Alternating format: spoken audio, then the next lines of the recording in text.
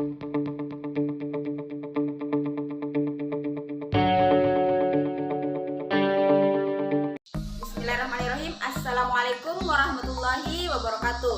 Perkenalkan, nama saya Indah Kasriani dengan NIM 18010104062, Pendidikan Guru Madrasah Ibtidaiyah kelas B semester 6.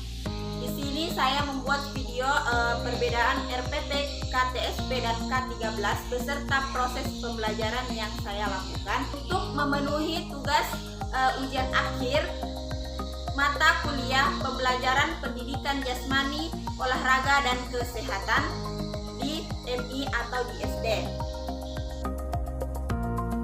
Perbedaan RPP, KTSP dan RPP K13.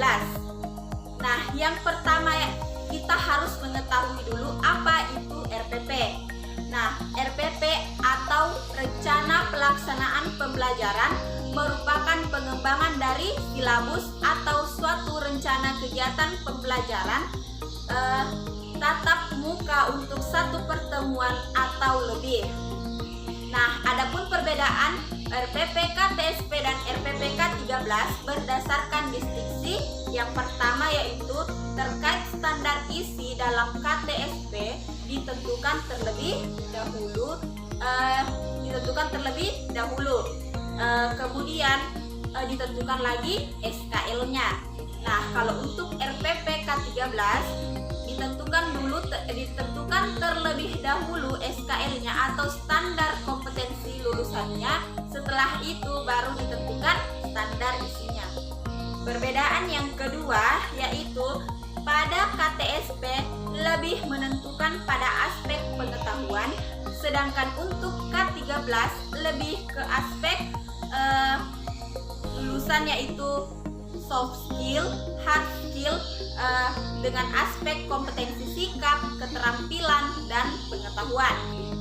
Kemudian yang ketiga, untuk KTSP standar pembelajaran di KTSP yaitu menggunakan eksplorasi, elaborasi dan konfirmasi.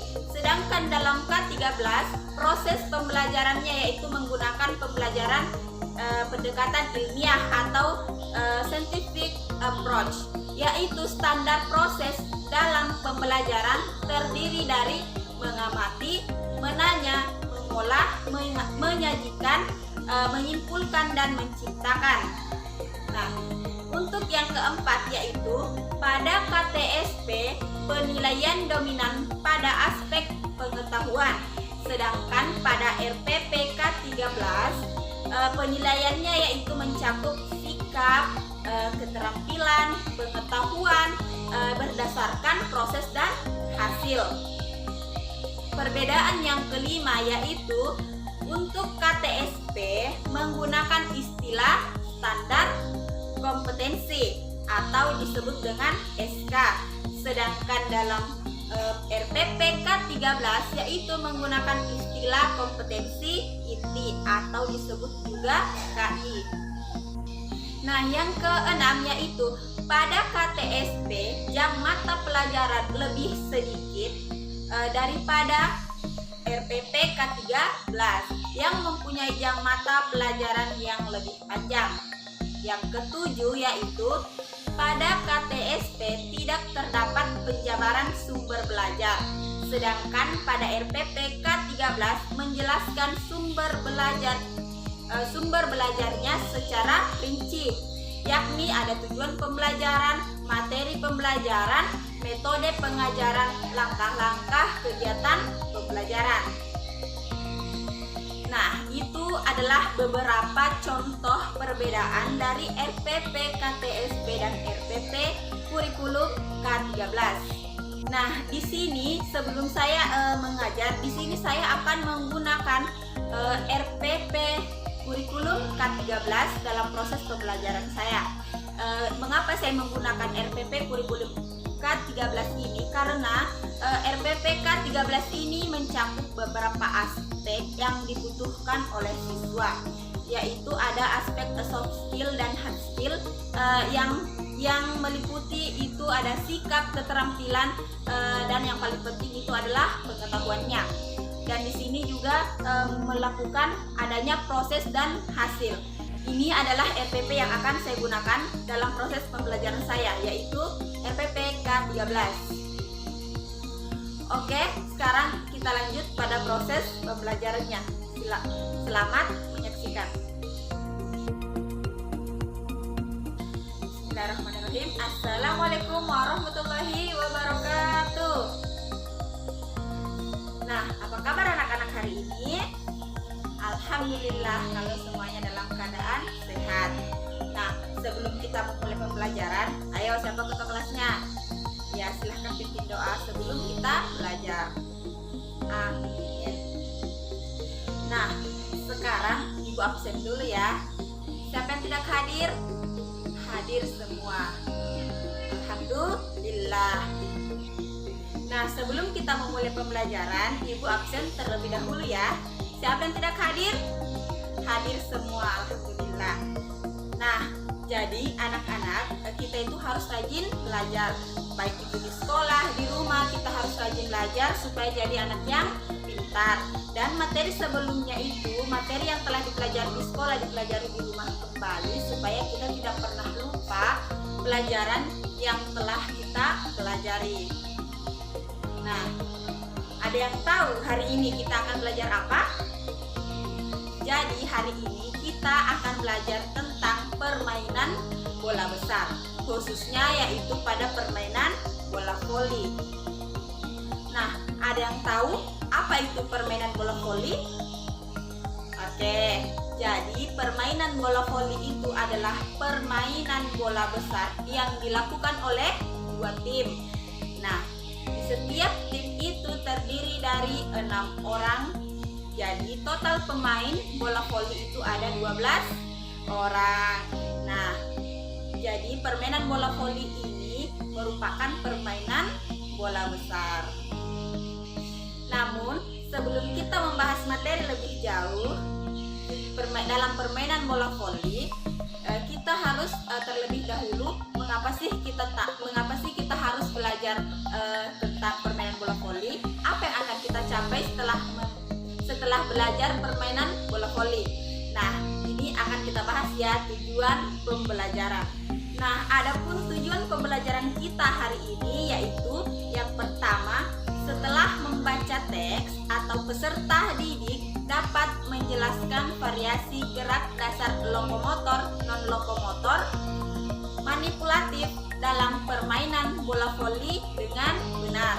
Yang kedua, melalui pengamatan, peserta didik dapat mempraktikkan variasi gerak dasar lokomotor, non-lokomotor, dan manipulatif dalam permainan bola voli dengan benar.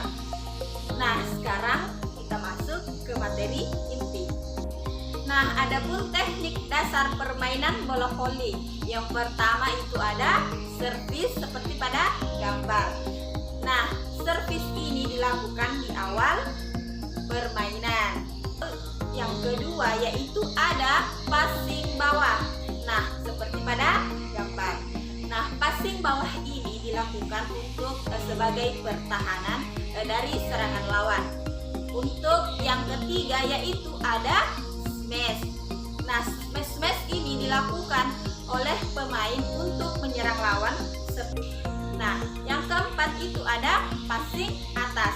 Nah, passing atas ini sering digunakan untuk memberikan ukuran untuk pemain lainnya itu melakukan smash atau serangan untuk lawan. Yang kelima itu ada blok seperti pada gambar.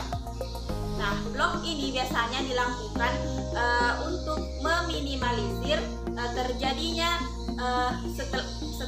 setelah lawan memberikan serangan kepada tim kita bisa membloknya dengan cara seperti pada gambar. Gunanya yaitu supaya bola tidak masuk ke wilayah kita.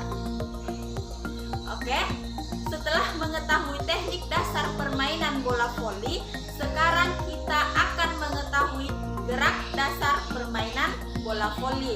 Yang pertama itu adalah gerak dasar lokomotor atau gerak dasar berpindah tempat.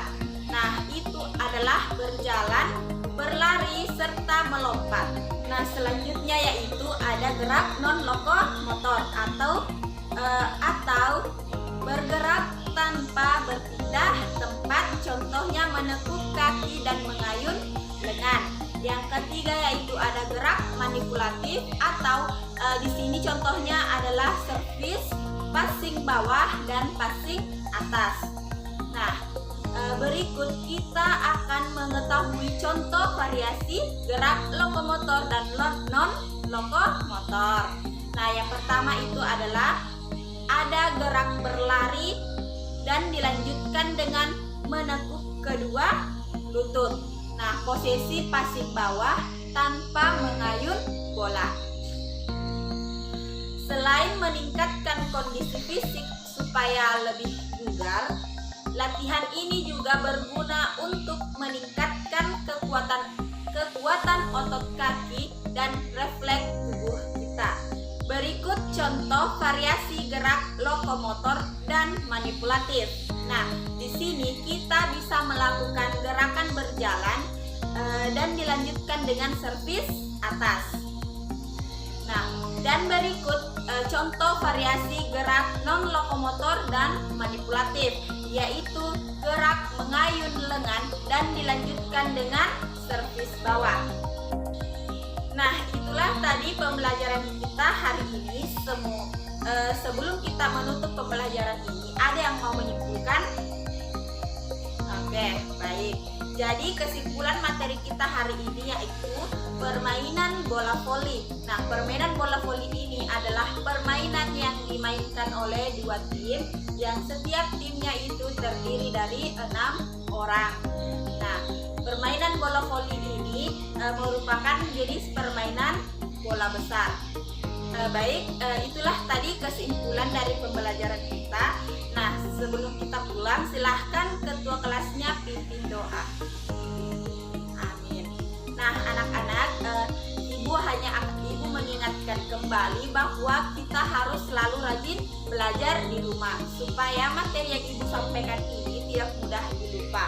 Dan jangan lupa untuk selalu berlatih di rumah, mempraktikkan gerakan yang telah ibu ajarkan hari ini. Nah, itu saja dari ibu. Tugasnya yaitu menggambar lapangan bola voli beserta dengan ukuran-ukurannya. Baik, terima kasih. Wassalamualaikum warahmatullahi wabarakatuh.